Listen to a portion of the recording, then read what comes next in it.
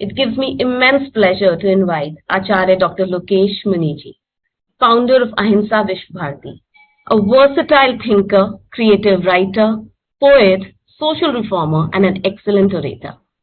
Acharya Lokesh Muniji was honored with Ambassador of Peace by Universal Peace Federation in Interfaith Conference 2014 organized at United Nations. In the year 2010, Acharya Ji was also awarded National Communal Harmony Award by the Government of India. He has made endless efforts to establish Bhagwan Mahavir values of non-violence, unity in diversity, and harmony in the society. Please welcome Acharya Dr. Lokesh Muniji.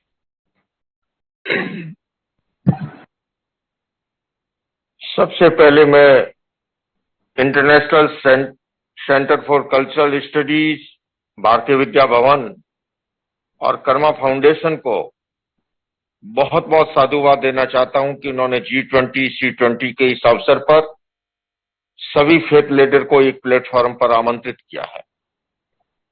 और जिस विषय पर हम चर्चा कर रहे हैं, मैं इसके शुभारंभ में इतना ही कहना चाहूंगा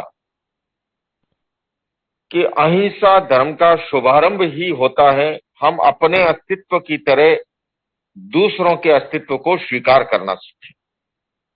हम अपने विचारों की तरह दूसरों के विचारों का आदर करना सीखें। मैं यहां पर यह भी स्पष्ट करना चाहूंगा कि हम अपने धर्म का ईमानदारी पूर्वक पालन करें, किंतु दूसरे धर्मों का भी आदर और सम्मान करें।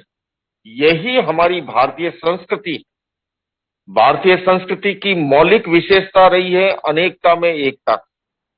बहुलतावादी संस्कृति हमारे देश की खूबी है। वसुधैव कुटुंबकम का भाव हमारे अंतर जगत में निहित है, उसको भारत की आत्मा ने आत्मसात किया है।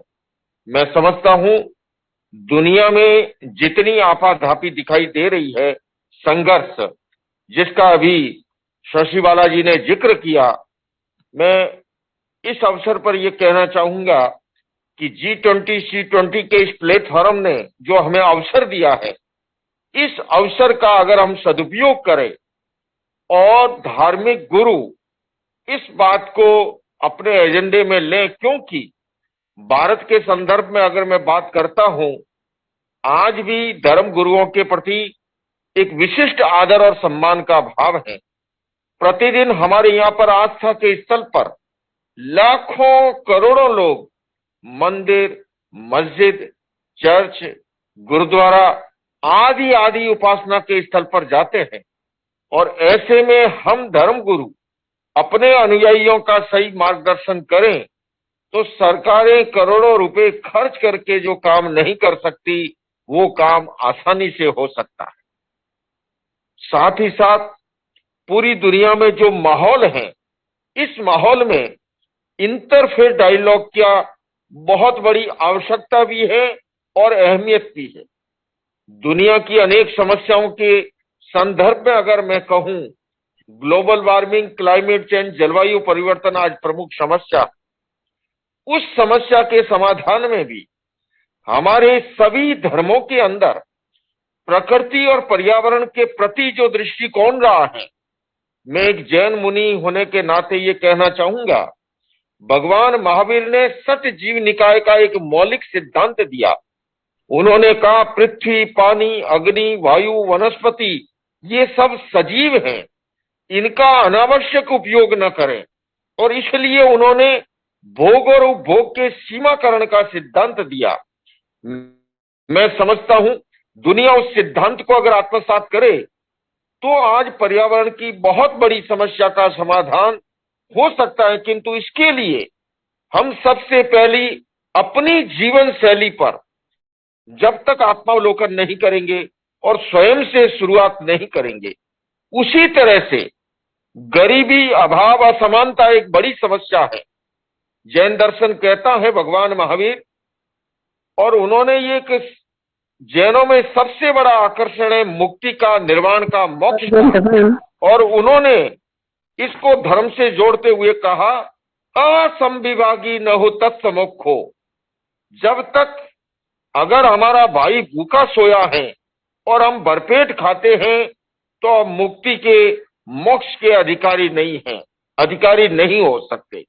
उसी तरह से हिंसा, आतंक एक बड़ी समस्या है, लेकिन अगर हम अपने एजुकेशन सिस्टम में वैल्यू बेस्ड एजुकेशन को प्राइमरी एजुकेशन से जोड़ें, तो मुझे लगता है, आज मैं इस समय अमेरिका की धरती से संबोधित कर रहा हूं, गन वायलेंस की यहाँ पर बहुत बड़ी प्रॉब्लम है।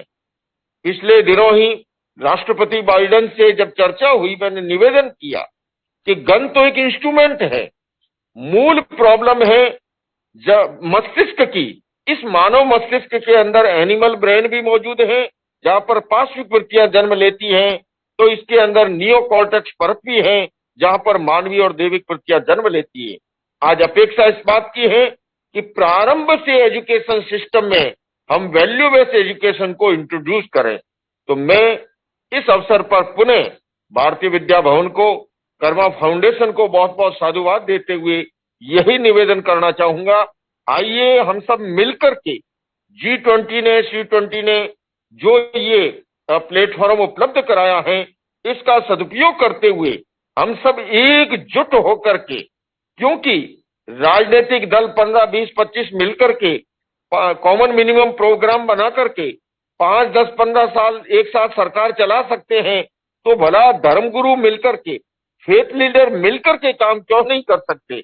आसानी से कर सकते हैं। और इसलिए मैं आपको आमंत्रित कर रहा हूं, आओ मिलकर बैठे, आपस में बात करें, 4 कदम ही सही चलने का साथ करें। यूं तो दूरी से दूरी बढ़ती जाएगी, कभी तो हम खुद से खुद की मुलाकात करें और हमें धर्म को अध्यात्म से जोड़ें, धर्म को सामाजिक कुरीतियों के निवारण का माध्यम बनाएं, धर्म को विज्ञान से जोड़ें।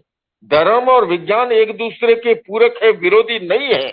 इन सब का सदुपयोग करते हुए अगर हम दुनिया को बेहतर बनाने के लिए, इंसान को बेहतर बनाने के लिए प्रयास करेंगे, तो निश्चित रूप से हमारी दुनिया और अधिक खूबसूरत होगी और ये G20, C20 का कार्यक्रम जो है और अधिक सार्थक बनेगा।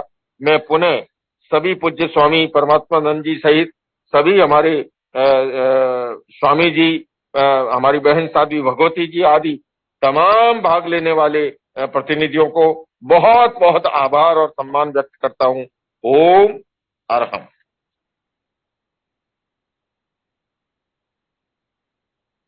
Grateful to you, Acharya ji, for sharing your beautiful thoughts and teachings with us and focusing on living in harmony with each other as well as with nature.